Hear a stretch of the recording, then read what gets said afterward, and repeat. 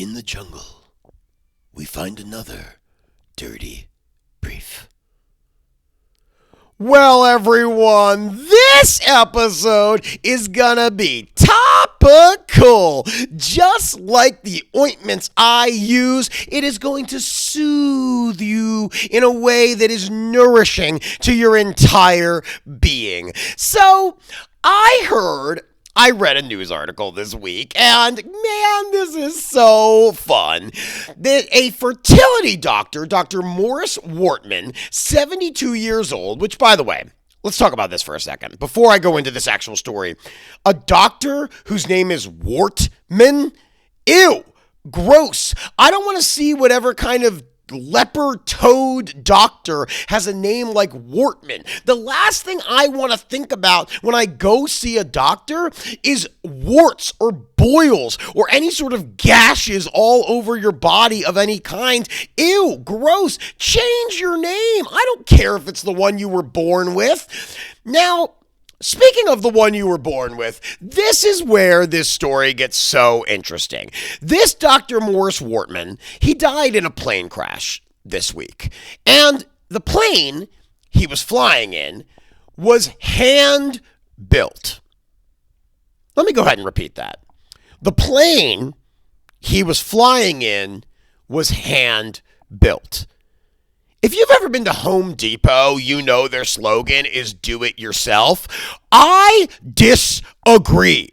I do not think you should do it yourself, whether it be a simple home repair or building an aircraft that is going to take you way up into the sky or deep down in the ocean. Have you seen these people that build their own submarines? The gall of them to think, oh, I don't need a professional to do this very difficult, very complicated procedure. I will risk my life. Now, Wortman, I'm not surprised he risked his life by flying in a hand-built aircraft because this guy liked to do everything himself. In fact, he was accused of inseminating his own patients. A fertility doctor using his own sperm to inseminate patients. And this is a story you will hear time and time again. There is a documentary on Netflix called Our Father about Dr. Donald Klein, who has over 98 children from multiple women because he was doing this secretly. Of course it was a secret. You can't tell your patient, hey, just so you know, instead of your husband's sperm, I'm going to use mine, and I'm a doctor, so you should trust that it's going to be really, really good. But 98 kids? Why? How do you remember their names, their birthdays, their favorite foods? Why do you want to fill out paperwork for 98 kids? Why do you think you are so special that the rules just don't apply to this man? He never thought any repercussions would come from either inseminating patients or building his own airplane. Clearly, he has trust issues. When I was going through chemo, if my oncologist said, hey, there is an FDA-approved medicine, it's really great, it has been tested, and it works, and it will solve your Hodgkin's lymphoma, or I mixed a few chemicals in my bathtub with a broom, and I think that's going to really do the trick, I would have ran out of that office at the speed of the Roadrunner. I would have been out of there. I would have thought this man is fucking crazy. But of course, what you don't know can't always hurt you. Man, it can hurt you, but you don't know it's going to hurt you. I don't trust myself in this area. I don't trust myself at all. I don't even make my own pasta. Because I don't think it's going to go well.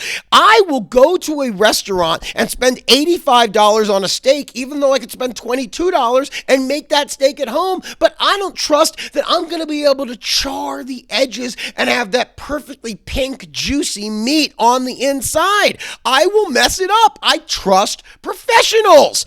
If you went to Boeing and said, hey, Boeing, I see what you're doing. You got a big team. You have plans. You have action that will get you to where you need to go so you can fly a plane safely.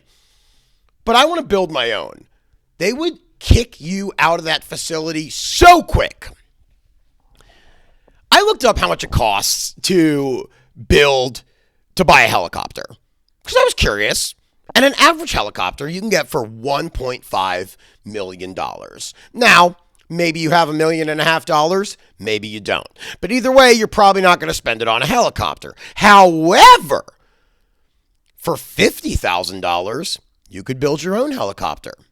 Is that a good idea? Probably not. But you're going to look at those savings. You're going to see $50,000 or $1.5 million. I think I'd prefer to spend the $50,000, even if it means putting myself at death's door. Don't build a motorcycle out of Pez dispensers. Think of the risks. There's a reason why Harley Davidson is a massive company, because there's trust there. They have a proven track record.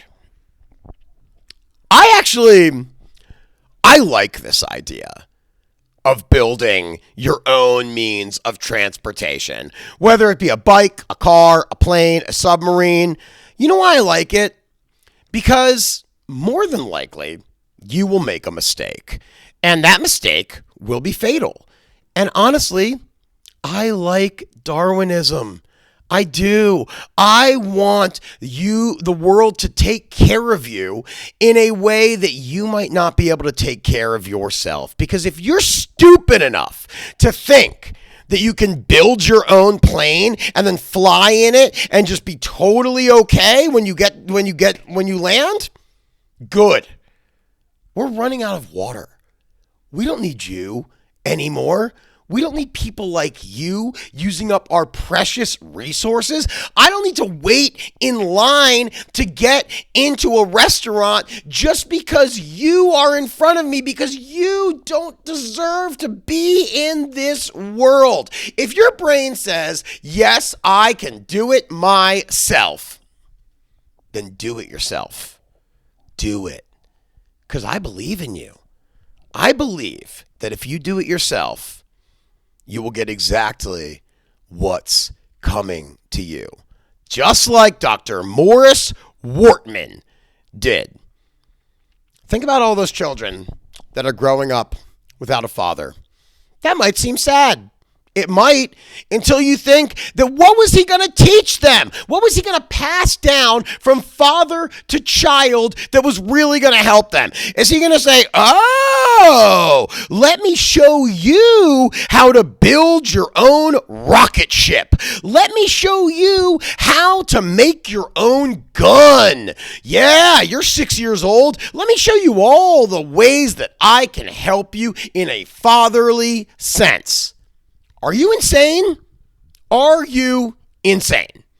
I don't think you are, because an insane person wouldn't listen to this podcast. An insane person would think, no, I will pay somebody to do it for me. I pay people to do everything for me. I won't even fix my own tire, my own flat tire. I know how to do it.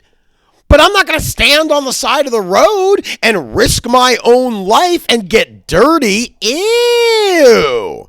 No, thank you. But if you're out there thinking, I think I can do that, you're right. You can do that. Just make sure that you say goodbye to all of your loved ones. Tell them how much they mean to you. Tell them how they can move on and be a better person in this world, because without you, they will be a better person. Survival of the fittest, everyone.